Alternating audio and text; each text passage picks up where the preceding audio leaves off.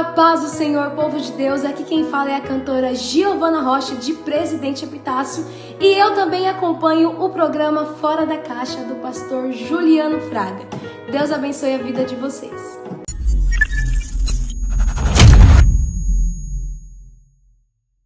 A paz do Senhor, está no ar mais um programa Fora da Caixa. Seja muito bem-vindo.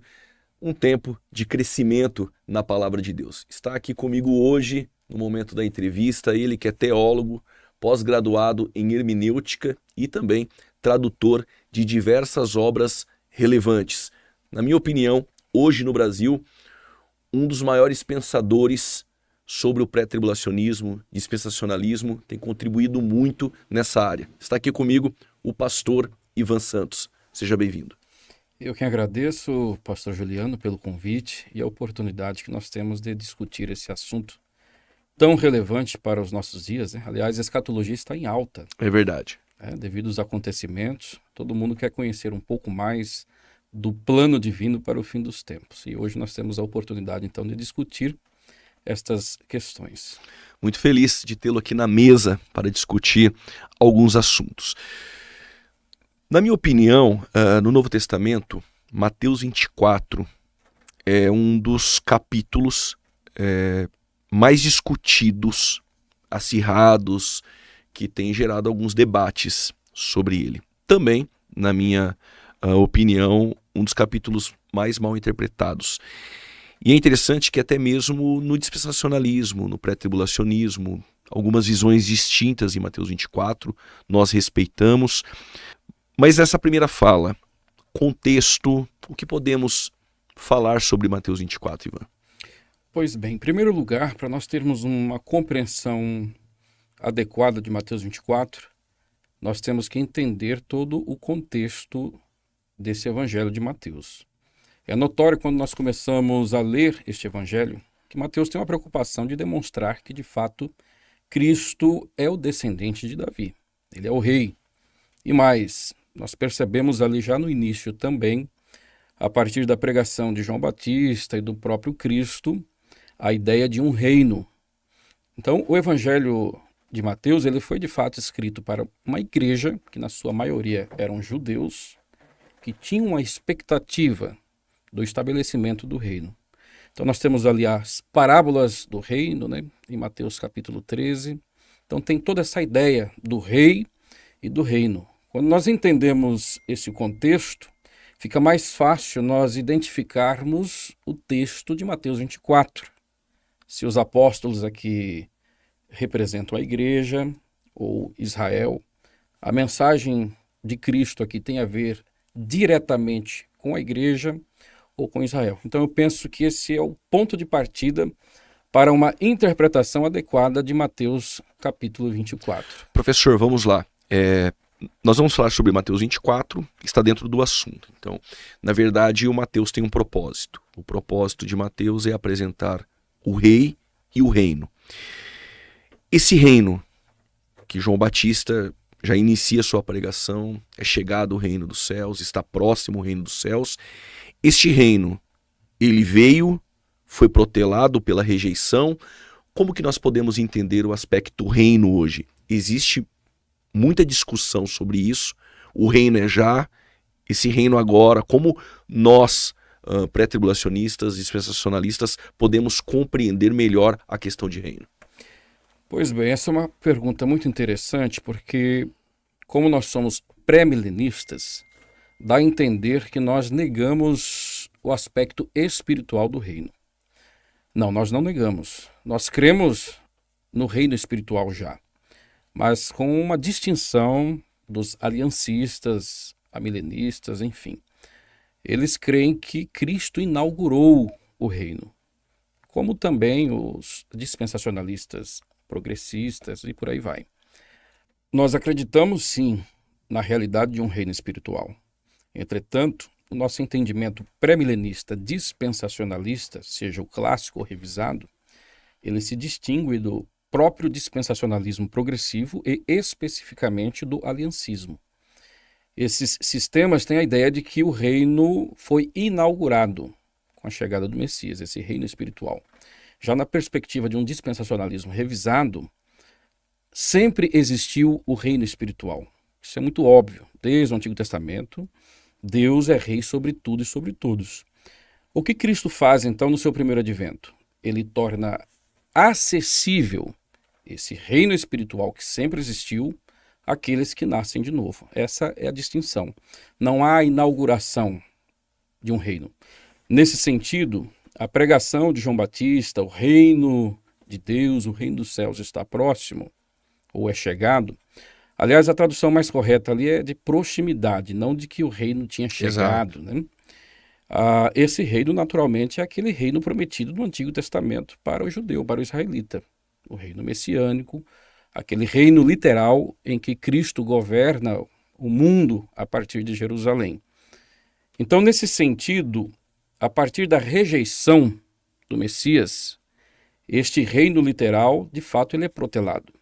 Aliás, nós vamos perceber que a partir de Mateus capítulo 10, já não se prega mais essa mensagem de que o reino está próximo, ou, dependendo da tradução equivocada, o reino é chegado, justamente por conta da rejeição do Messias por parte da liderança judaica e dos judeus como um todo.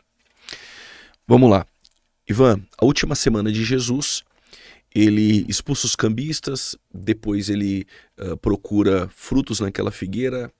Nos parece que ela retrata a nação de Israel infrutífera, ele amaldiçoa, depois ele censura os fariseus, sepulcros caiados, e aí ele coloca o coração sobre Jerusalém, como uma galinha que juntar os meus pintinhos. Vocês não quiseram, a casa de vós ficará deserta, chegará o dia em que vocês irão clamar, Hosana, bendito que vem, no nome do Senhor. Nessa última semana, existe o sermão profético. E nesse sermão profético, os discípulos estavam admirando o templo e Jesus disse que não vai ficar pedra sobre pedra. Este não vai ficar pedra sobre pedra é um cumprimento no ano 70. Mas aí os discípulos vêm com, alguns vão dizer 3, outros vão dizer 2 perguntas. Na verdade, 1, 2, 3 perguntas. O que se ouve de forma majoritária é que são 3 perguntas. Você entende assim, e daqui a pouco nós vamos partir para estas perguntas e o cumprimento delas dentro de Mateus 24. Na verdade, quantas perguntas foram feitas? A leitura do texto em português dá a entender 3 perguntas. Aliás, eu mesmo, no passado, entendia como sendo 3 perguntas, pelo fato também de diversas obras abordar a questão como sendo 3 perguntas. Mas quando nós fazemos uma leitura no texto grego, vai ficar claro, na verdade, que são 2 perguntas. O texto diz, quando serão estas coisas? Estas coisas que no contexto tem a ver com a destruição de Jerusalém. A resposta a essa pergunta é dada lá em Lucas capítulo 21, a partir do verso 20. É Lucas quem vai responder essa questão. Mateus não trata especificamente dessa resposta, em relação à destruição do templo. E nós temos então a segunda pergunta que diz, e que sinal haverá da sua vinda e do fim do mundo? O que normalmente, em uma leitura simples no texto em português, fazem? Que sinal haverá da tua vinda e que sinal haverá do fim do mundo? Como se fossem mais 2 perguntas, totalizando 3. Na verdade, aqui é mais uma pergunta apenas, que seria a segunda, Que sinal haverá da tua vinda e do fim do mundo? Primeiro porque na concepção dos israelitas, dos judeus ali do primeiro século, o fim do mundo, ou melhor dizendo, o fim da era estava atrelado ao segundo advento de Cristo, ou à vinda de Cristo, do Messias, para o estabelecimento do reino. E quando nós fazemos uma análise do texto grego, nós vamos perceber que tem uma conjunção kai aqui, em relação à parúsia, que é a vinda, e o fim do mundo. E nós temos uma regra hermenêutica, que foi desenvolvida ali por Granville Sharp, que ele vai dizer que 2 substantivos, no mesmo caso, precedidos por um único artigo, na verdade diz respeito a um único assunto, uma única questão. Ivan, para quem está em casa então, essa primeira pergunta, quando serão essas coisas, quem responde é Lucas. Isso. 21. Lucas capítulo 21, ano 70. O que você está dizendo, usando a gramática, Granville Sharp, que essa segunda pergunta, e que sinal haverá de sua vinda e do fim do mundo, então não são mais 2 perguntas aqui. É uma segunda pergunta, não tem a terceira. Está falando de um mesmo assunto. Exatamente. Essa interrogativa, que sinal haverá de sua vinda e do fim do mundo, é uma única pergunta. Então são duas perguntas aqui. Apenas duas perguntas, exatamente. Né? Porque a vinda de Cristo, ela dá o fim à presente era e estabelece a nova era, a era de ouro na perspectiva do judeu. Ok. E aí Jesus ele vai falar sobre falsos cristos, guerras, fome, e depois tem um contexto de pestes, mas aí nós temos em Lucas essa ideia. Esse princípio de dores é comum no dia a dia. Nós ouvimos pessoas piedosas dizerem assim: nós estamos vivendo o princípio de dores. Como ter uma compreensão de Mateus 24? Aonde eu quero chegar, estou sendo bem simplista para aquele que está nos ouvindo. Princípio de dores. Estamos vivendo o princípio de dores, e com essa pergunta, naturalmente no desdobramento, surge uma segunda, mas faz parte dessa primeira pergunta que eu lhe faço agora sobre Mateus 24, como compreender o contexto. Esse princípio de dores, a igreja está estabelecida até o versículo de número 8, ou seja, do 4 ao 8, a igreja está do 4 ao 14, ou na verdade a igreja não está em Mateus 24, estou indo até o versículo de número 31. Depois nós podemos, se nós tivermos tempo, falar um pouco mais sobre o versículo 32 a seguir, mas vamos lá. A igreja está em Mateus 24, do 4 ao 8, princípio de dores, do 4 ao 14, o versículo 14, o evangelho será pregado no mundo todo, então virá o fim, ou a igreja não está em Mateus 24, como que o dispensacionalismo revisado compreende essa questão? Muito bom. O dispensacionalismo revisado, ele não entende e não vê, não enxerga a igreja em Mateus capítulo 24 ou Mateus capítulo 25. E essa questão é resolvida pela pergunta. Os discípulos perguntam: que sinal haverá da tua vinda? Então, nós podemos fazer uma outra pergunta em cima dessa pergunta dos discípulos. Que vinda é essa que esses discípulos têm em mente quando eles pedem por sinais? Né? Será que eles tinham em mente o arrebatamento da igreja? Muito dificilmente. Por quê? Até este momento, Jesus Cristo nada tinha ensinado sobre o arrebatamento da igreja. Mistério. É um mistério, né? Foi revelado em detalhes lá para Paulo. Né? Jesus vai tratar sobre o arrebatamento em João 14, mas os detalhes dessa doutrina é revelado para o apóstolo Paulo. Outro ponto importante: a igreja também é um mistério para o Antigo Testamento. Paulo vai tratar isso quando escreve aos Efésios, capítulo 3, versículo 5. Colossenses 1, 26, também. Mistério. E, segundo a definição do próprio apóstolo Paulo, um mistério é uma verdade teológica, doutrinária, não revelada para as gerações passadas.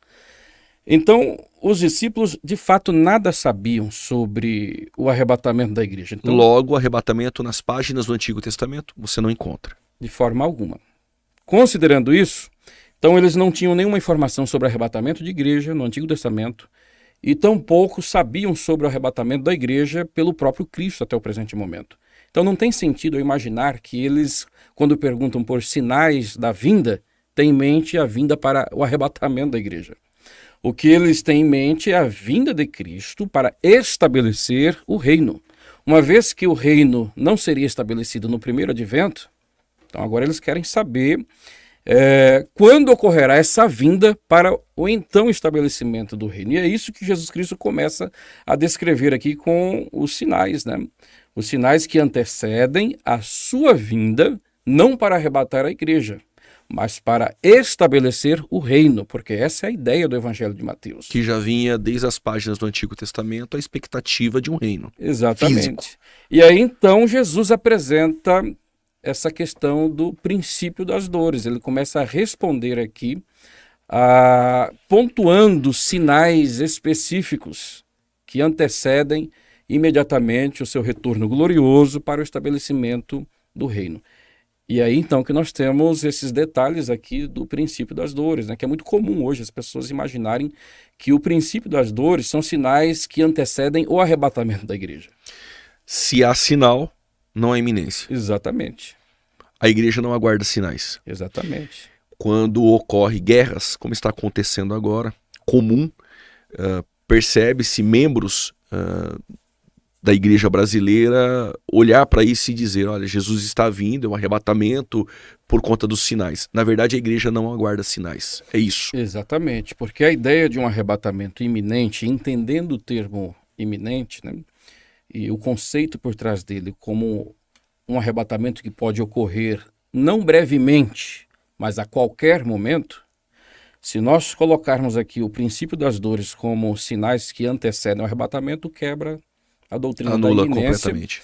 E um ponto importante a ser observado, que os textos que tratam sobre o arrebatamento da igreja, nenhum deles fala de sinais que o antecedem. Sinal antecede a segunda vinda gloriosa e visível. Pastor Ivan, vamos lá. Dentro de Mateus 24 ficou esclarecido que a igreja não está dentro desse princípio de dores. A expressão princípio de dores, Paulo vai falar sobre isso Sim. com a igreja de Tessalonicenses no capítulo 5.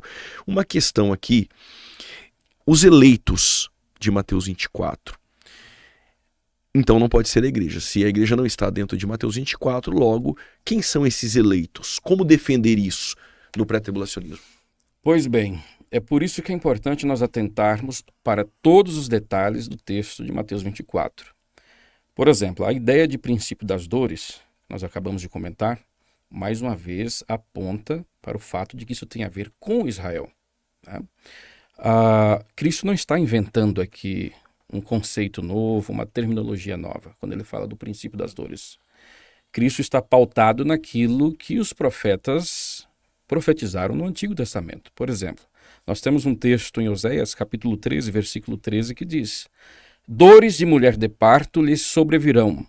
Ele é um filho insensato, porque é tempo e não está no lugar em que deve vir a luz. Aqui está falando de Efraim, o reino do norte. E esse texto aqui traz a ideia de um princípio de dores ou dores de parto como um período de sofrimento. E é interessante que esse período de sofrimento, conhecido como dores de parto ou princípio das dores, já era utilizado no meio rabínico nos tempos de Jesus e após os tempos de Jesus Cristo. Eu tenho aqui, por exemplo, duas citações, né? Rafael Patai, que é um grande rabino, ele vai dizer que a vinda do Messias será precedida por um grande e crescimento de sofrimento, um grande e progressivo aumento no sofrimento, após os últimos 7 anos. Olha que interessante. Nós temos também os rolos do Mar Morto, que vai dizer que o princípio das dores denomina as severas tribulações dos 7 anos antes da vinda do Messias. E aí eles denominam como as dores de parto do Messias, que é uma ideia de que haverá um grande sofrimento antes de que o Messias venha para estabelecer o reino. Então, quando Jesus fala de princípio das dores, aqui nós temos mais um forte indício de que o contexto aqui é judaico. É judaico. Isso não tem a ver com a igreja. Uma angústia de Jacó. Exatamente, é a angústia de Jacó. Aí, de repente, nós chegamos ali no versículo 15, que Jesus fala do templo, fala da abominação desoladora. E a grande pergunta que nós temos que fazer é: o que o templo tem a ver com a igreja? Qual a relação do templo em Jerusalém conosco? A Judéia, o sábado? Nenhuma. Então, nós inserirmos a igreja aqui como os eleitos de Deus, entendendo como alguns pós-tribulacionistas até afirmam que o termo eleitos no Novo Testamento só se aplica à igreja, isso é um grande erro. Primeiro, porque nós encontramos o termo eleitos sendo aplicado para Israel em Romanos capítulo 11. E depois nós temos todo o contexto de Mateus 24, onde os eleitos claramente é uma referência ao povo judeu, né? Tanto no seu aspecto ali geográfico, religioso, cultural. Então não tem como inserir a igreja aqui como sendo os eleitos de Deus nesse período tribulacional e pior, né? Que são arrebatados no fim da grande tribulação, porque não existe arrebatamento, seja no início ou depois da grande tribulação, conforme descrito aqui por Mateus capítulo 24. Mateus capítulo 24 simplesmente não faz menção de arrebatamento nenhum, seja pré ou pós-tribulacional. Bom, desolação a qual falou o profeta Daniel. O que podemos compreender acerca desse assunto que Jesus tratou em Mateus 24, no versículo de número 15. Quando ele cita desolação a qual falou o profeta Daniel, ele está se referindo a uma desolação que Daniel já havia tratado. Isso. Nada com a igreja. O que podemos aprender sobre essa desolação a qual falou o profeta Daniel? Em que momento da tribulação, que é um período de 7 anos, em que momento deste período que começa a desolação a qual falou o profeta Daniel? No início da tribulação ou na metade da tribulação? Essa citação de Jesus, essa referência que Jesus faz a Daniel, se encontra lá em Daniel capítulo 9, versos 26, especificamente o verso 27, né, que é a aliança que esse príncipe que há de vir, que é o anticristo, que será feita com Israel, né, e essa aliança será quebrada num período de 7 anos. Então Jesus está se referindo aqui, na verdade, à 70ª semana de Daniel, o que é muito interessante, né, porque então Jesus vai conectar a 70ª semana de Daniel imediatamente antes do seu segundo advento para estabelecer o reino. Então aqui não cabe preterismo, não cabe a ideia de que a 70ª semana de Daniel já teve seu cumprimento no primeiro advento Como de os Cristo. pós-tribulacionistas tentam defender essa ideia. Exatamente, porque aqui quem coloca a última metade da 70ª semana de Daniel, isso é, os últimos 3 anos e meio, que é denominado aqui por Cristo como sendo a grande tribulação, não que os 7 anos não sejam a grande tribulação. É que Jesus vai enfatizar aqui os últimos 3 anos e meio, porque além dos juízos divinos, que já estão sendo derramados no período de 7 anos, a grande tribulação, agora haverá também uma perseguição do anticristo a partir do momento em que haverá a abominação desoladora. Apocalipse capítulo 13 vai tratar justamente sobre isso. É o momento em que a imagem do anticristo será colocada no templo, e é sobre isso que Jesus está afirmando. E aí começa uma grande perseguição contra os santos ou todos os crentes, sejam judeus ou gentios, do período tribulacional. Dessa forma, mais uma vez, nós temos plena convicção que este período tem a ver com Israel, pelo fato de Jesus ligar ele a 70ª semana. E quando nós vamos estudar o livro de Daniel, fica claro que Daniel escreve para os judeus, ele não escreve para a igreja. 70 semanas estão determinadas sobre o teu povo. A tua cidade, o templo, que povo é esse? Será que Daniel estava escrevendo essa profecia para os judeus e na mente ele tinha a ideia que esse povo era a igreja? Será que quando o judeu lia Daniel, ele entendia que Daniel estava falando da igreja? É óbvio que não, isso é um absurdo. Né? Em termos hermenêuticos, só é possível alguém seguir essa linha para poder sustentar uma escatologia que é inviável à luz do contexto de Mateus 24. E é nisso que nós temos a distinção entre Israel e igreja. Exatamente. Bom, existe um intervalo entre a semana 69 para a 70ª semana de Daniel. Alguns leitores dizem que isso é impossível. Por que existe um intervalo aqui? É comum no Antigo Testamento, entre um versículo e outro, ter um intervalo? O que você pode falar sobre isso? Exatamente, né? Normalmente eles tentam colocar como que a 70ª semana de Daniel ela tem um cumprimento direto, sem intervalo. Até porque, se houver um intervalo e isso remeter a um período tribulacional, acaba sendo uma pedra no sapato de um pós-tribulacionista. Ainda que tenham alguns que entendem dessa forma, mas fica difícil, né, fazer essa conexão. Como que você vê isso? Pois bem, o pós-tribulacionista, né, ele vai tentar colocar, principalmente o pré-milenista histórico, né, que houve um cumprimento direto da 70ª semana ali. Não há esse intervalo entre a 69ª e a 70ª, como nós defendemos. E aqui nós encontramos um grande problema para essa interpretação, porque se a 70ª semana teve seu início imediatamente após a 69ª, então todas aquelas 6 bênçãos profetizadas para Israel, em Daniel capítulo 9, a partir do verso 24, teve que ter seu cumprimento ali. E não teve. Por mais que os judeus se convertem, a igreja se inicia majoritariamente por judeus, não houve nenhum tratado de Deus com esse povo no sentido de restaurá-los politicamente. Dessa forma, nós temos que entender, sim, essa lacuna. Né? Essa lacuna ela é necessária. E nós temos inúmeras profecias no Antigo Testamento, onde, quando você faz uma leitura direta, dá a entender que aquilo ali se cumpriria sem ter esse intervalo. Né? Acho que um texto bem conhecido, que pode ser usado é Isaías capítulo 61, que é citado por Jesus em Lucas capítulo 4, ali a partir do versículo 17, especificamente no verso 19. Lá no capítulo 61 de Isaías, no versículo 2, fala do dia do Senhor no sentido de um juízo, né? E quando Jesus vai fazer essa citação, em Lucas capítulo 4, versículo 19, ele fala só do ano aceitável. Ele interrompe a profecia. E o juízo é futuro. Porque é futuro, mas quando você lê o texto, quando o judeu fazia a leitura de Isaías 61, dava a entender claramente pelo texto que aquilo ali teria um cumprimento imediato, sequencial, tudo de uma vez só. E de repente Jesus Cristo vem e coloca ali um intervalo e nós estamos vivendo esse intervalo ainda. Então isso é comum no Antigo Testamento. Zacarias capítulo 9, versos 9, entrou montado em jumentinho. O versículo 10 não se cumpriu. Isso. Joel capítulo 2, versículo 28. Também Daniel capítulo 12, né, quando trata das ressurreições. Exatamente.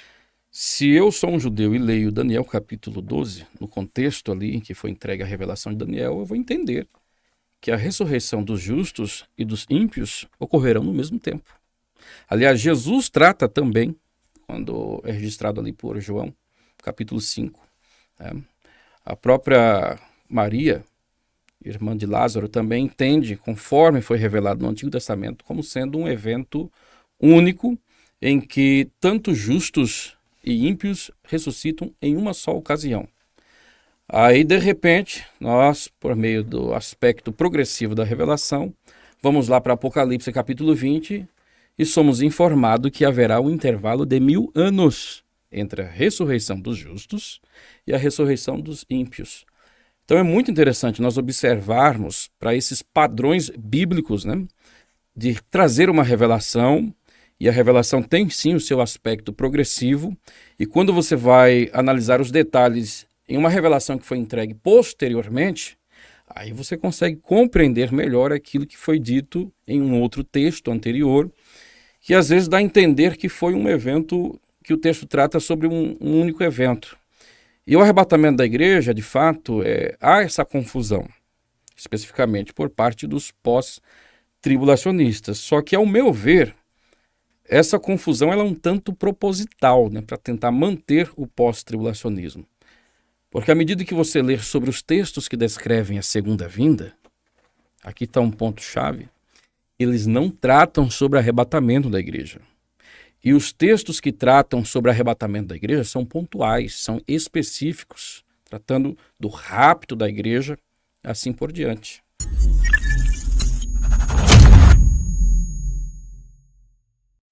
Paz do Senhor Jesus, eu sou Rafael Loredo, aqui de Arapongas, Paraná, da Assembleia de Deus da Vila São João.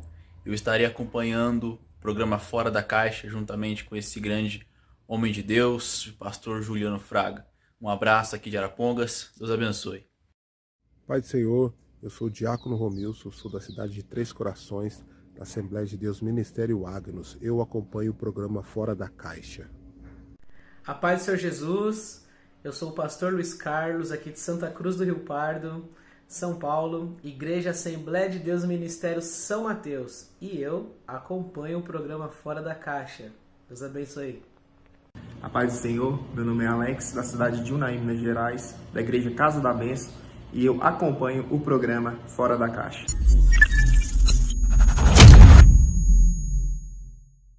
Estamos aqui discutindo algumas questões pertinentes sobre o pré-tribulacionismo e o pós-tribulacionismo.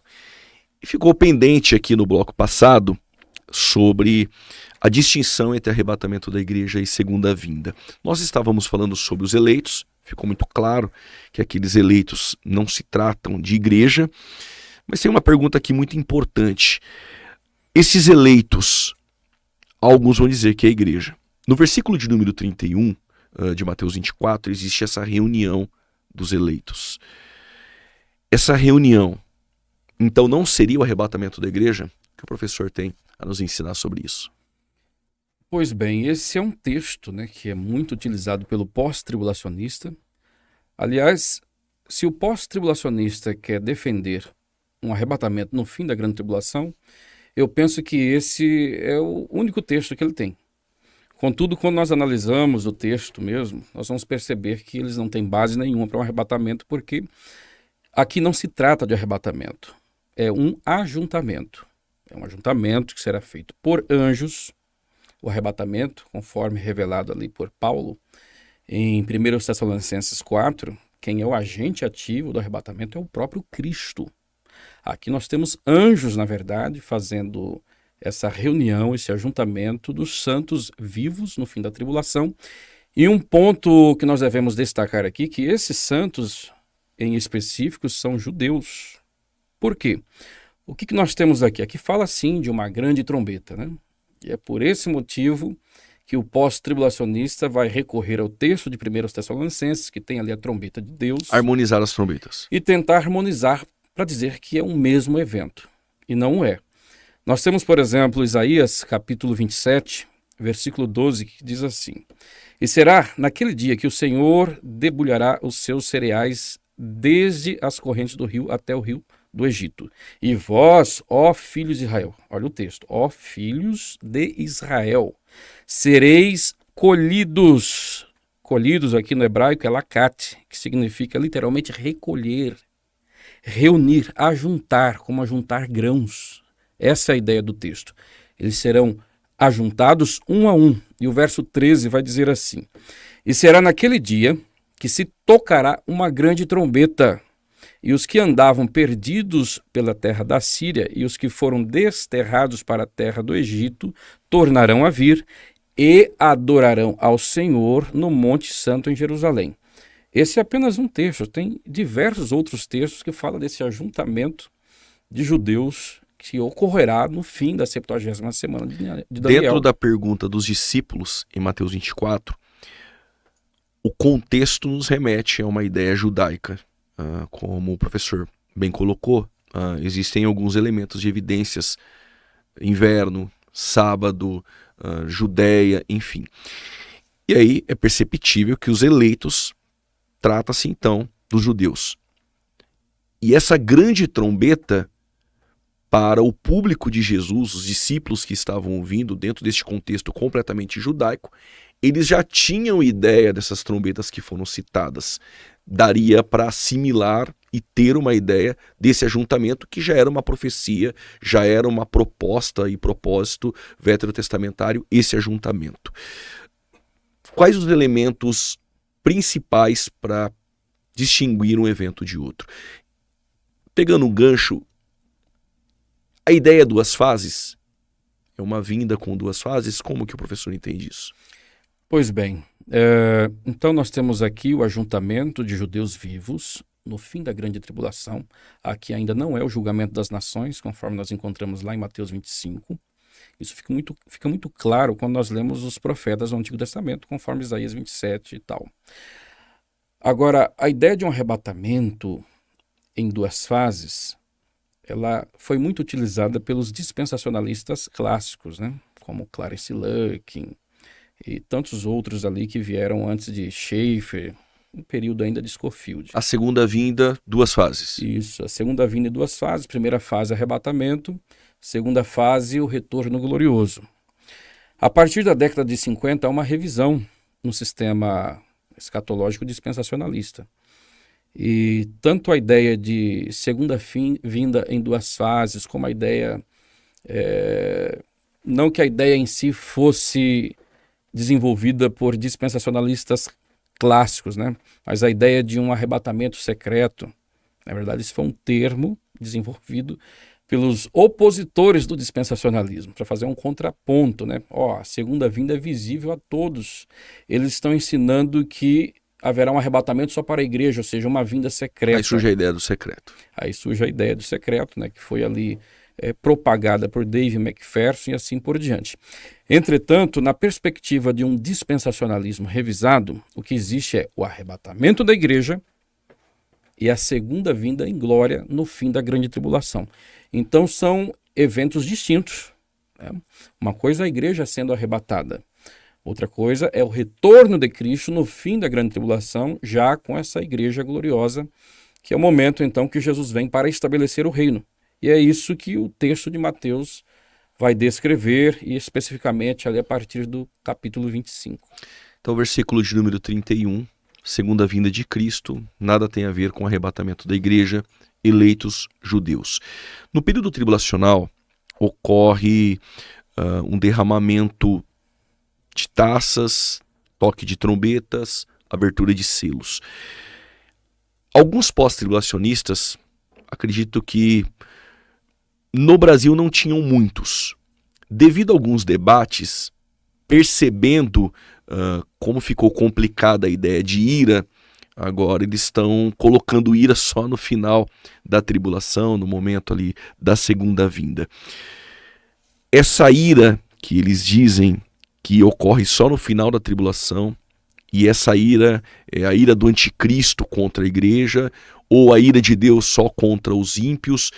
Como podemos entender essa questão da ira? Porque Paulo vai dizer que a igreja não foi destinada para a ira. Exatamente. 1 Tessalonicenses 1,10.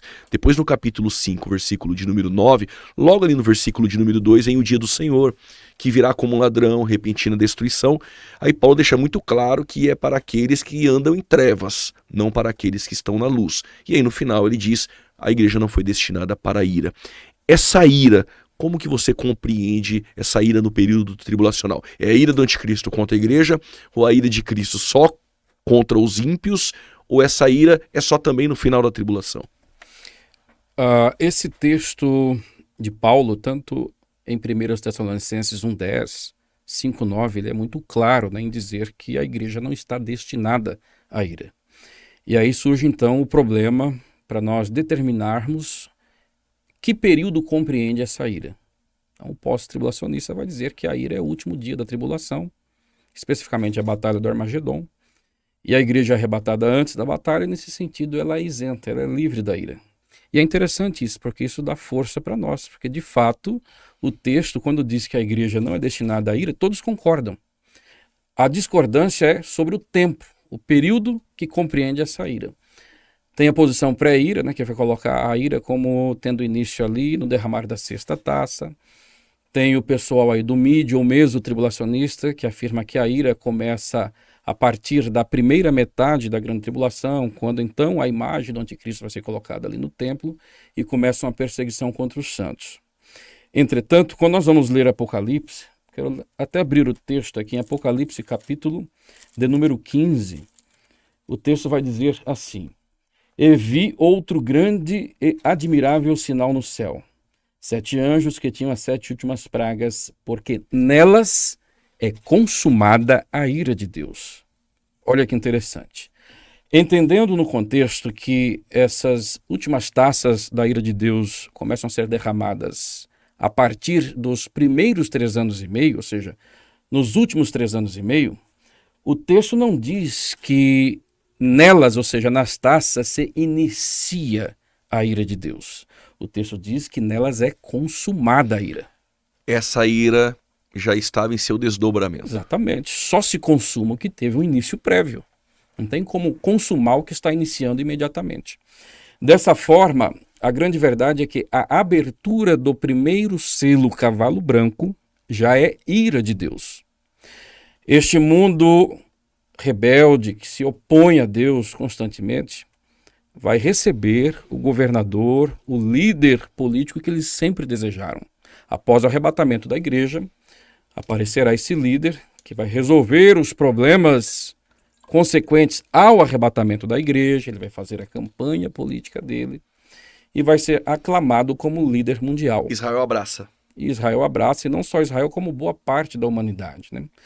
Porque vai ser o cara que vai trazer resposta para muitas questões, problemas sociais e assim por diante. Então, nesse sentido, nós entendemos claramente que o primeiro selo, na verdade, já é o juízo divino, já é a ira de Deus. Tá?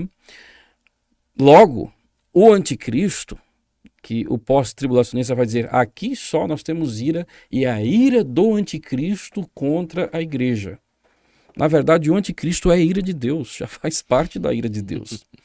Aliás, se você for ler ali Apocalipse capítulo 6, logo na sequência nós temos um cavalo vermelho, que é dado que tire a paz dos homens e eles matem uns aos outros, e o texto não diz que são somente os ímpios que vão matar uns aos outros, entendendo que nesse contexto já haverão muitas pessoas convertidas a Cristo, sejam judeus ou gentios.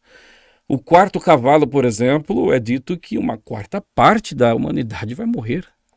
Aí você vai ter que dizer então que somente os ímpios, Nenhum cristão. nenhum cristão ou seguidor de Cristo, que é outro ponto importante também. A igreja foi arrebatada, haverá cristão? Cristão é seguidor de Cristo. Qualquer um que segue a Cristo, o Messias, É cristão. ele é um cristão. Entretanto, não é o corpo de Cristo que está ali, a igreja. É um seguidor de Cristo que se converteu. E esse quarto selo deixa claro, né? São aproximadamente, então, contabilizando pela população que temos hoje, aproximadamente aí 6 bilhões de pessoas. Vamos supor que 1 bilhão será arrebatado. Nós teremos 6 bilhões ali. 2 bilhões de pessoas irão morrer com a abertura do quarto selo, que compreende os 3 primeiros anos e meio. E aí tem como dizer que isso não é o dia do Senhor, que isso não é a ira de Deus, a ira do Cordeiro, senão a ira é o quê? Nunca houve na história da humanidade tanta mortandade. Não é à toa que Jesus, em Mateus 24, 21, ele mesmo é quem denomina esse período como sendo o período da grande tribulação, período singular de sofrimento, como nunca houve, tampouco haverá depois. Um adendo. Esse versículo 21 de Mateus 24, quando Jesus disse que nunca houve, desde o princípio, isso anula aquele apelo emocional que alguns pós-tribulacionistas fazem. A igreja passou por tribulações, por que essa geração, a geração do arrebatamento, por que essa geração ela será isenta do período tribulacional? Então o próprio Jesus respondeu, não dá para comparar, ainda que foram períodos terríveis na história, temos missionários hoje morrendo no campo missionário, perseguidos. Jesus ele está fazendo uma distinção. Olha, essas tribulações que ocorreram, nada se compara. Porque nós ouvimos muito isso, né, professor? A igreja tem que passar pela tribulação porque sempre no decorrer da história a igreja passou. Então Jesus já está deixando um ponto aqui enfático. Este período que é a aflição, a tribulação, nada se compara. Exatamente. Aliás, eu acho esse argumento pós-tribulacionista horrível. Ele é um apelo emocional. É horrível porque a ideia é o seguinte: os cristãos da igreja primitiva passaram por tribulações, foram martirizados. É assim que eles dizem, né? E hoje essa igreja que tem todos os privilégios, eles até vão dizer, né, os crentes Nutelas Exatamente. dos dias de hoje. Que eles fazem parte também. Exatamente, dos quais eles fazem parte, né? Hoje essa igreja que de uma certa forma é até um tanto apóstata, quer se isentar dessa tribulação. A questão não é que a igreja quer se isentar, é uma profecia bíblica, né? Conforme Paulo vai deixar claro. Ali aos Tessalonicenses, capítulo 1, verso 10, capítulo 5, verso 9, e assim por diante. A grande questão que eu vejo aí, e o problema dessa afirmação, é que eles querem dar a entender que é como que se Deus fosse injusto com aqueles que foram martirizados no Coliseu, se a igreja hoje for poupada, for isenta da grande tribulação, porque eles sofreram. E essa geração que merece sofrer por conta dos pecados, por conta até mesmo da frieza espiritual, da indolência, né? Esses querem ser isentos. Ora, se há uma injustiça, então Deus está sendo injusto com esses cristãos hoje, da Ásia, do Oriente Médio, que são martirizados, enquanto nós aqui na América temos liberdade e temos tantos privilégios. Então nós servimos... Isso é como que acusar Deus de injusto, é um absurdo isso. Exatamente. Pergunta: por que você não é pós-tribulacionista? Essa é uma pergunta muito boa. São por diversos motivos e razões, né? Questões hermenêuticas, né? Poderíamos citar. O pós-tribulacionista, ele sempre vai ter que fazer uso de alegoria para poder encaixar a sua escatologia pós-tribulacionista, seja de um viés de um pré-milenismo histórico ou de um amilenismo ou pós-milenismo, não importa. Ele sempre vai ter que se utilizar de alegorias em alguns textos. Em algum momento dentro da escatologia, a alegoria vai entrar. Vai entrar porque vai chegar pontos que não tem como se ajustar ao pós-tribulacionismo. E o grande problema da alegoria, né, conforme já foi dito pelos reformadores, como Martim Lutero e o próprio Calvino, esse método veio das profundezas do inferno, para distorcer, para obscurecer o sentido claro e simples das Escrituras. E eu concordo com eles. Embora eles adotaram um método, ou melhor dizendo, manteram, quando se chega ali no estudo profético e no estudo da escatologia. Mas essa é a realidade. E o grande problema do método alegórico é que ele anda, ainda que de uma forma um tanto distante, mas bem próximo com o liberalismo teológico. Aliás, toda a onda liberal ali que surge, né, no século XIX especificamente, quem realmente rebateu, principalmente nos Estados Unidos, foram os dispensacionalistas, né, que combateram ali toda a tendência liberal. E a escatologia liberal, quando você vai analisar, ela segue basicamente o mesmo princípio que é utilizado por muitos pós-tribulacionistas, especificamente os aliancistas, de alegorizarem, espiritualizarem as profecias do Antigo Testamento. Ou seja, o profeta está dizendo algo literal, simples e objetivo para um povo. Aí vem o aliancista, o amilenista e até mesmo o pré-milenista histórico e diz, não, aqui judeu não é judeu, o Monte Sião aqui não é o Monte Sião em Jerusalém. Na verdade, aqui está dizendo da igreja. E a pergunta simples e objetiva é, quando o profeta escreveu aquilo, ele tinha em mente a igreja? O leitor original daquele texto, quando ele lia, o judeu ali, séculos antes de Cristo, ele entendia aquilo ali como sendo uma referência à igreja, aquelas profecias referente ao reino, eles entendiam aquilo como tendo um cumprimento espiritual na igreja? É óbvio que não. A ideia era de uma literalidade sem sombra de dúvida. Então esse é o primeiro grande problema que eu tenho com o pós-tribulacionismo, né? Eles utilizam o que eu chamo de uma hermenêutica inconsistente, né? Se nós adotamos um método interpretativo consistente, ou seja, você vai analisar o texto à luz do seu contexto gramatical, literal, histórico.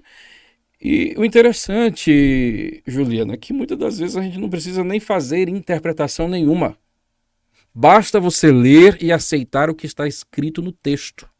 Ainda que consideremos o gênero profético, todo simbolismo que há, sim, mas todo simbolismo aponta para uma realidade literal, seja de ordem espiritual ou física. Então esse é o primeiro problema que eu tenho com o pós-tribulacionismo e por que eu não sou um pós-tribulacionista. A primeira questão é hermenêutica. Hermenêutica.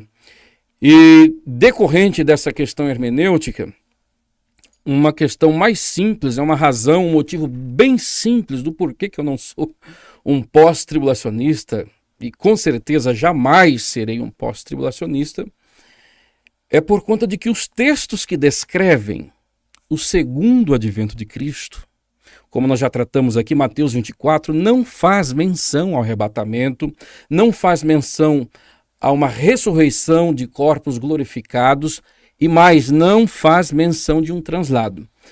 Quando nós pegamos Apocalipse capítulo 19, por exemplo, Apocalipse capítulo 19 descreve em detalhes o segundo advento. É interessante quando nós estudamos Apocalipse, nós vamos perceber que a revelação é dada e nós temos inúmeros detalhes ali informados a nós que ocorrerão no período da grande tribulação. E por que foram revelados? Porque são importantes. Deus os viu como importantes para revelar especificamente para aqueles que vão viver o período. Então nós podemos dizer que nós podemos classificar o segundo advento como sendo, sem sombra de dúvida, o evento mais importante que ocorrerá no fim da grande tribulação. E nós vamos ter ali também a revelação de duas testemunhas, é porque tem uma certa relevância para o período. Nós vamos ter ali a manifestação do anticristo, capítulo 13, né, como um perseguidor do povo de Deus. Por que está revelado? Porque é importante. Nós vamos ter, aliás, até a descrição do arrebatamento, a ressurreição e o arrebatamento das duas testemunhas. E quando nós chegamos em Apocalipse capítulo 19, que descreve o segundo advento propriamente dito, então relevante, o primeiro evento mais relevante de todo o período, sem sombra de dúvida, é a segunda vinda. Seguindo esse raciocínio, o segundo evento mais importante seria qual? Um arrebatamento da igreja, obviamente. Por que ele não está ali em Apocalipse capítulo 19? A resposta é muito simples. Porque não existe arrebatamento pós-tribulacional. Aliás, como já foi dito aqui, tantos outros eventos de menor importância foram revelados no texto de Apocalipse. E justo o rapto, o translado da noiva, não é revelado no capítulo 19. E quando se pergunta o porquê, porque não existe arrebatamento ali. Simples. Vamos lá. Casa do Pai. Jesus disse que na casa do Pai há muitas moradas. Como compreender a casa do Pai? Será que a casa do Pai é os céus? Segura, daqui a pouco nós vamos falar sobre isso.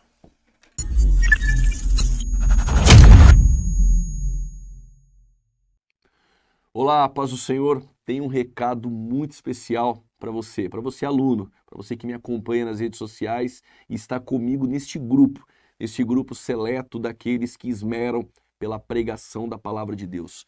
Você que é iniciante, caminhou comigo, tenho algo especial para você e uma promoção incrível.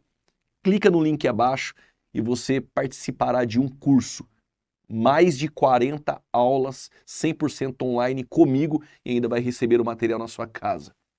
É isso mesmo, esse curso é especial para você que esmera dentro da área da pregação. Pregadores iniciantes, mais de 40 aulas, a maior capacitação já vista no Brasil. Comigo. Deus te abençoe.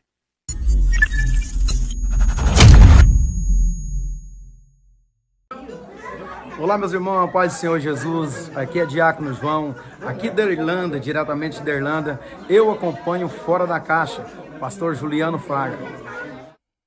Estamos de volta com o programa Fora da Caixa com o professor Ivan Santos. Muito edificante essa entrevista, detalhes sobre a defesa do pré-tribulacionismo dentro do âmbito escatológico. Ficou uma pergunta pendente. Não se turbe o vosso coração, crede em Deus e também em mim. Na casa de meu pai há muitas moradas. Se não fosse assim, eu vou-lo teria dito, pois vou preparar-vos um lugar. E se eu for e vos preparar o lugar, virei outra vez e vos levarei para mim mesmo, para que onde eu estiver, estejais vós também. Professor Ivan, eu ouvia sermões, literaturas de muitos pós-tribulacionistas que sempre defenderam que casa do Pai é os céus. Depois que nós começamos a participar de debates e que aí eles perceberam que se a casa do Pai necessariamente for o céu, complicou um pouco para o pós-tribulacionismo. Aí passaram a defender que casa do Pai, uma série de interpretações, fugindo da ideia de que casa do Pai é os céus. Na verdade, a casa do Pai que foi prometida por Jesus, ali com os discípulos, após a ceia, é os céus, não é os céus? O que você pode dizer sobre isso? Muito boa essa pergunta e como você bem disse, né? Alguns pós-tribulacionistas, eles entendem o que de fato está no texto, né? A casa do Pai é uma referência aos céus. É interessante que você pega alguns pós-tribulacionistas que escrevem comentários exegéticos, quando eles vão para João 14, não há um problema em afirmar que a casa do Pai ali é uma referência aos céus por conta do contexto e outros fatores, conforme eu vou apresentar aqui. Agora, quando esses pós-tribulacionistas, os mesmos, vão escrever obras escatológicas, aí eles percebem que afirmar que a casa do Pai é os céus... É um problema. É um problema, né? Essa pecinha do quebra-cabeça não encaixa direito. Aí, naturalmente, eles vão recorrer a vários artifícios para negar o óbvio que até uma criança entende no texto, né? Que, de fato, quando Jesus se refere à casa do Pai, ele tem em mente, sem sombra de dúvidas, os céus. E por que que eles fazem isso, né? Mudam de posição quando vão tratar sobre escatologia. Na escatologia pós-tribulacionista, a ideia de que a casa do Pai é os céus não encaixa na sua escatologia. Porque o pós-tribulacionista crê que a igreja será arrebatada no fim da grande tribulação e já retornará imediatamente. Uma espécie de bate e volta. Bate e volta, né? Eles vão fazer ali aquela interpretação de 1 Tessalonicenses 4,17 do encontro, a pântesis, né? Tentando dar um significado técnico para isso. Quando não há. Quando não há, não existe. Nós temos exemplos de que o apântesis, o termo grego, ocorre, mas aquele que encontra os dignatários não voltam com os dignatários. Para quem está em casa para entender, quando diz que os mortos ressuscitarão primeiro e depois nós, os vivos, seremos arrebatados e encontraremos com eles nas nuvens para o encontro com o Senhor nos ares. Para quem está nos assistindo agora, nos ouvindo, esse encontro é o apântesis. É o apântesis. E alguns tentaram defender que é um termo técnico e tem toda uma ideia cultural em volta disso, quando na verdade não é um termo técnico. Exatamente, né? Acho que talvez quem ampliou ainda mais essa ideia equivocadamente foi nada mais, nada menos do que o próprio N.T. Wright, né? Mas quando você faz uma análise das ocorrências do termo, você vê que não tem como aplicar esse sentido técnico de encontrar e retornar imediatamente, em hipótese alguma. Na verdade, para eles, o termo técnico seria o dignatário vindo, sendo recebido e trazido de volta. E aí seria um ponto para o pós-tribulacionismo. Mas, na verdade, não há consistência porque não há um termo técnico aí. Exatamente, não é um termo técnico. Agora, em questão, a casa do Pai. Normalmente, os pós-tribulacionistas hoje, eles tentam recorrer a Craig Keener, que é um pós-tribulacionista, e escreveu, inclusive, recentemente, relativamente recentemente, né, uma obra pós-tribulacionista, e ele faz ali a defesa de que a casa do Pai é uma referência, na verdade, à igreja, como o corpo de Cristo, o templo de Deus. Aí eles vão tentar pegar lá o verso 17 de João capítulo 14, né, e os seguintes para dizer que é uma interpretação contextual adequada, quando na verdade não é. Né? A grande pergunta, então, que nós fazemos é a seguinte: como que nós podemos demonstrar, né, se a casa do Pai aqui realmente é uma referência aos céus? Nós devemos entender que em João capítulo 2, versículo 16, o próprio Cristo se refere ao templo, quando ele expulsa ali os cambistas, como sendo a casa do Pai. E nós podemos recorrer também aos textos do Antigo Testamento. Nós vamos ter aqui, por exemplo, o Salmo 65, verso 4, 69, verso 9, onde o templo em Jerusalém, de fato, é uma referência à casa de Deus. Então, Jesus Cristo, quando faz essa afirmação ali em João, capítulo 2, versículo 16, ele também não está inventando nada novo. Ele está pegando emprestada uma ideia do Antigo Testamento. Né? Então, nós temos aqui já uma ideia definida de que a casa do Pai é uma referência, sim, ao templo em Jerusalém. Ok? O pós-tribulacionista vai querer dizer que esse templo é uma referência à igreja, como templo e morada de Deus. Logo, alguns vão até defender que sempre quando alguém nasce de novo, ou seja, se converte a Cristo, ele é inserido, ele é colocado na casa do Pai, que é a igreja. E é um absurdo isso. Isso é um absurdo. Nós vamos ter, por exemplo, Hebreus capítulo 8, versículo 5, capítulo 8, versículo 11, Apocalipse, capítulo 15, vai tratar ali do céu como sendo o templo de Deus. E esse é o ponto-chave. Ou seja, nós temos no próprio texto bíblico referências de sobra do céu sendo descrito como tabernáculo de Deus. Hebreus, capítulo 8, capítulo 9. Nós vamos ter em Apocalipse, capítulo 15, o céu sendo descrito como o templo de Deus. Então, quando Jesus Cristo fala na casa do Pai há muitas moradas, de fato, Jesus Cristo tem em mente, sim, o templo. Entretanto, é óbvio que esse templo não pode ser o templo em Jerusalém. Jesus Cristo está fazendo uma alusão ao templo celestial, que na verdade foi um modelo entregue lá para Moisés, lá desde o desenvolvimento do projeto e a construção do tabernáculo. Então, quando nós fazemos uma análise desses textos, nós podemos comprovar biblicamente que, de fato, a casa do Pai é uma referência ao templo, mas não o templo terreno, o templo celestial. E é ali que Cristo tem preparado para nós moradas. E o interessante é que essa definição da casa do Pai como templo celestial, a morada de Deus, onde há moradas para nós, ela se encaixa perfeitamente com o pré-tribulacionismo.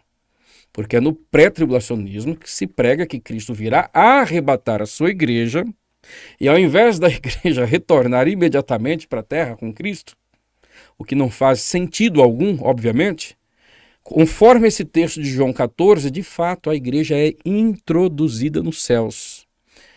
Esse é um dos motivos pelo qual eu sou um pré-tribulacionista, e não só esse, obviamente, mas vejo nesse texto como uma forte defesa, sem sombra de dúvidas, do pré-tribulacionismo. Então, por conta disso, alguns estão fugindo da ideia de casa do Pai ser o céu. Exatamente. Pai nosso que estás no céu. Ele está no céu. Exatamente. Exatamente. Então, João 14 é uma pedra no sapato para o pós-tribulacionismo e um texto claro do pré-tribulacionismo. Ele vem e nos leva para estar nos céus. Pode-se dizer que no pós-tribulacionismo não se vê igreja no céu?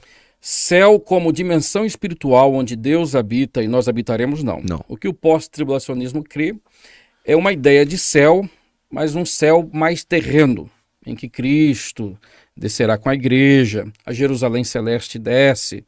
Agora, essa ideia de céu como uma realidade já existente hoje, né, onde o nosso Deus habita, essa dimensão espiritual, o pós-tribulacionista, talvez ele até creia, mas ele tem que negar. Tem que negar porque na perspectiva de um arrebatamento pós-tribulacional... Não tem textos para ajustar com o sistema. Já que eles creem que a igreja arrebatada retorne imediatamente para a terra, então eles têm que negar essa realidade. Existe dificuldade no pós-tribulacionismo em assimilar o arrebatamento é nos ares. Paulo deixou muito claro, esse encontro é nos ares. Para o pós-tribulacionismo, esse encontro é no final da tribulação. Mas quando Jesus ele retorna na terra, o que nos parece é que o encontro de Cristo com Israel é na terra, Zacarias, e a conversão é na terra. Exatamente. Existe uma dificuldade em assimilar essa ideia, até mesmo para quem acredita que a igreja é o novo Israel, ou até mesmo para quem faz essa distinção, mas no momento do arrebatamento, no final da tribulação, fica difícil os textos de Zacarias harmonizar com o arrebatamento de Tessalonicenses, né? Isso é muito comum quando nós lemos obras dispensacionalistas, fazer esse contraste, essa distinção entre arrebatamento e segunda vinda, justamente porque, se você for tentar harmonizar os dois eventos como sendo um único evento, você vai ter muitos problemas. Não se encaixa. Não é que eles são textos que se complementam. Não, eles não se complementam, eles se contradizem. Se contradizem. Eles se contradizem. Aí o que o pós-tribulacionista faz? Espiritualiza. É mais fácil para ajustar. Alegoriza. Ou, como é uma característica do pós-tribulacionismo, negligencia, descarta os detalhes do texto. Então, assim, o pós-tribulacionista ele sempre vai ver os detalhes, ou ele vai alegorizar esses detalhes para poder encaixar na sua escatologia, ou ele vai tratar como irrelevante. Ele não vai lidar com aquilo ali. É muito comum você pegar comentários exegéticos ou até mesmo obras de pós-tribulacionistas e você percebe que os detalhes são deixados de lado. Por quê? Porque os detalhes depõem contra a posição pós-tribulacionista. Ivan, céus. Como você entende essa ideia de céus? Em relação aos céus, existem praticamente dois modelos comuns, né?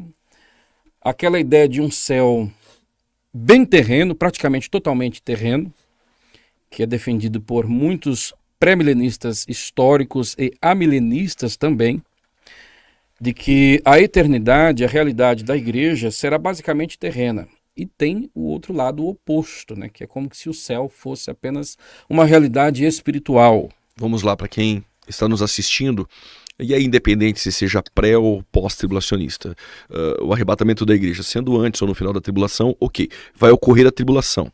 Para nós pré-tribulacionistas, arrebatamento, tribulação, segunda vinda, e aí tem o julgamento das nações, Mateus 25, versos 31, inicia o milênio, ok?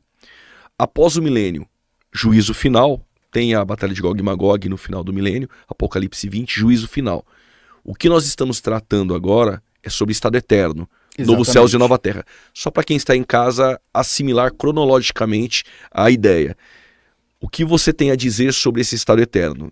Alguns acreditam que a terra será a morada final, ok? Dos salvos. Isso, exatamente. Então, assim, tem essa perspectiva de uma eternidade, um céu mais terreno ou quase totalmente terreno. E tem a outra perspectiva de um céu mais espiritual ou praticamente totalmente espiritual, onde tem-se uma ideia de que até mesmo o corpo será espiritual, né, com base em 1 Coríntios, capítulo 15, né, Paulo vai tratar sobre essa questão. E aí estes veem o céu como uma realidade quase que intangível, né, em que até mesmo o nosso corpo da ressurreição será um corpo espiritual, como se fosse um vulto. E esse é um outro equívoco que, lamentavelmente, é apoiado e defendido por alguns dispensacionalistas, pré-tribulacionistas. Eu não digo de forma ofensiva ou pejorativa por serem leigos, né? Porque nós temos isso também no meio, esse aspecto leigo, né, de uma escatologia leiga no meio pós-tribulacionista. Aliás, né, vale até destacar que é muito comum nós vermos pós-tribulacionistas defendendo, né, o pós-tribulacionismo nos seus vários aspectos, as suas várias fases, etapas, né, na cronologia escatológica. E quando você vai conversar com os mesmos, já que estamos falando da questão do leigo, nunca leram uma obra pós-tribulacionista. Então, quando eu falo de um dispensacionalista leigo, vale dizer que no pós-tribulacionismo, especificamente no pós-tribulacionismo pré-milenista histórico, é muito comum isso. Inclusive, eu já tive a oportunidade de conversar, né, com um grande teólogo, que é pré-milenista histórico, e quando fomos entrar na questão da escatologia, ele confessou que nunca tinha lido uma obra escatológica. E é um grande teólogo, né? Então, existe isso no dispensacionalismo? É óbvio que existe, né? Mas esses dispensacionalistas que entendem o céu como totalmente espiritual, se dá por conta de que algumas obras que fazem, então, uma intermediação entre esses dois polos ainda não foram traduzidas para o português, né? E essa perspectiva mediadora se chama o novo modelo de criação. Já foi defendida por Hermann Hoyt, por Clarice Lurk, lá na década de 20, 30, 40. Hoje nós temos o Michael Vlach, né, que também defende basicamente essa mesma perspectiva. Qual que seria essa perspectiva de um novo modelo de criação? Ou seja, que traz uma ideia de uma eternidade, de uns céus, que compreende tanto o aspecto da dimensão espiritual, onde nós teremos a nossa morada, conforme Cristo prometeu, onde Deus habita, a nossa casa, mas também compreende que haverá uma integração com um novo céu e a nova terra. E vale destacar, Juliano, que Apocalipse 21, quando fala, eis que vejo novo céu e nova terra, esse novo céu aí que será criado não é os céus, a dimensão espiritual de Deus. É um novo cosmos, um novo universo com planetas. E isso é muito interessante, porque Apocalipse 21 vai descrever que nessa nova terra, nesse novo universo, haverá nações, haverá reis, e nós que habitaremos a dimensão espiritual, onde ficará as nossas moradas, nós interagiremos com esses que habitarão essa nova terra. Então a eternidade, os céus, será um momento de muita interação, de muita atividade. Aquela ideia comum de que nós vamos ficar assentados em nuvenzinhas, né? Apenas cantando santo, santo, santo. Eu lembro quando eu era criança, eu na escola bíblica dominical ouvia às vezes os crentes dizerem, né, que nos céus nós vamos ficar cantando santo, santo é o Senhor por toda a eternidade. E eu criança ali com meus 5, 6 anos, eu imaginava, puxa vida, mas nós vamos ficar para sempre dizendo apenas santo, santo, santo é o Senhor? E eu tinha a ideia de um céu chato, monótono, né? É óbvio que ainda que essa fosse a nossa única atividade por toda a eternidade, seria algo glorioso, sem igual, com qualquer experiência que nós temos hoje, sem sombra de dúvidas. Entretanto, quando nós analisamos essa perspectiva do novo modelo de criação, onde essa realidade espiritual, ela vai se integrar e haverá uma interação com a nova terra, com o novo universo, nós percebemos que Deus tem designado tem preparado inúmeras outras atividades para a sua igreja. Preste atenção que nós seremos o quê? Nós seremos reis, sacerdotes, então vai haver uma mediação lá na eternidade, que será feita pela igreja gloriosa entre Deus, Cristo e essas nações que habitarão nessa terra, né? Nós vamos naturalmente reconhecer nossos entes queridos. Essa é uma pergunta que todo mundo faz. Iremos nos reconhecer no céu? Sem sombra de dúvida, né? O Glória a próprio Deus. Cristo fala ali de Abraão, Isaac, né? Na transfiguração aparece ali Moisés e Elias, então você percebe que a identidade ela é mantida. Eu costumo até dizer que uma eternidade que você não sabe quem é quem, talvez caracterize mais o inferno e não o céu. Acho que uma das coisas mais gloriosas da eternidade do céu será justamente essa identificação de cada um, o reconhecimento e a interação perfeita que haverá. Em um local onde não haverá natureza pecaminosa, então não vai ter inveja, não vai ter disputa, não vai ter Glória a contendas, Deus. não vai ter sofrimento. E mais, nós vamos ser reis, nós vamos exercer funções de governo como adjuntores de Cristo. A interação no exercício serviçal hoje na Terra nos leva a recompensas no Tribunal de Cristo. O Tribunal de Cristo, ele tem alguma função que nos remete a uma posição nesse novo céu e nova terra? Ou você Sem enxerga sombra dessa de forma? dúvida, eu acho que a maneira mais correta de entendermos em que consistem os galardões é justamente definindo os galardões como posições neste governo de Cristo. Aliás, né, quando os textos bíblicos vão descrever os galardões, ele sempre vai falar de coroas, né? É por isso que aí os crentes sempre tiveram aquela ideia de que vão receber uma coroa literal. E alguns até se preocupam, né? Imaginando que vão receber muitos galardões. Como é que eu vou fazer com 10 coroas? Com 20 A coroas? pedrinha na... É como se o crente estivesse nos céus com 10 coroas A e vai ter, pedrinha na coroa. vai ter que equilibrar essa coroa, Ok. nessas coroas para não caírem. E não, na verdade, a ideia de coroa, ela fala tudo sobre o galardão, justamente porque quem usa coroa no primeiro século, que é um período em que os governos praticamente são monárquicos, são os reis. Reis. Então, o texto, quando fala de coroas, ele quer dizer justamente que nós vamos reinar, nós vamos governar com Cristo. E quando nós entramos ali em Apocalipse, por exemplo, no capítulo 2, versículo 26, 27, fica claro, né, que Jesus Cristo faz essa promessa de que nós reinaremos, né? Apocalipse, capítulo 21, versículo 5, já na eternidade. Por toda a eternidade nós vamos reinar com Cristo e vamos exercer o nosso sacerdócio, a nossa função sacerdotal. Então aquilo que tem reservado para a igreja na eternidade será glorioso. Nós, na verdade, temos uma compreensão mínima sobre o que será os céus, mas será um local de intensas atividades, né? O céu não é um local para preguiçosos, né? Porque tem crente que... Porque será um local de descanso, ele imagina ali 2 coqueiros, ele na rede ali o tempo todo. Não. O céu é um local para trabalhador. Em um certo sentido, então, o que nós fazemos para o nosso Deus aqui já é um treinamento daquilo que nós faremos por toda a eternidade nessa dimensão espiritual e também nesse novo universo que será criado do zero ou recriado, né? Conforme alguns preferem. Ok. E nós teremos essa interação. Então, assim, o céu é um local maravilhoso, vale a pena ser fiel a Cristo e nós de fato vamos gozar ali Glória a Deus. de muitas coisas que Deus tem preparado para nós. Amém. Ivan, infelizmente o nosso tempo acabou, mas eu gostaria que você deixasse aqui telefone, o seu contato, redes sociais, como faz para este público que acompanhou, foi edificado, te encontrar para seminário, lives, enfim. E também as suas obras que você traduziu, qual o trabalho que tem aí em mãos para que esse público possa adquirir. Pois bem, nós já temos feito a tradução da obra do Valverde, O Arrebatamento, que foi um sucesso de vendas. Muito bom.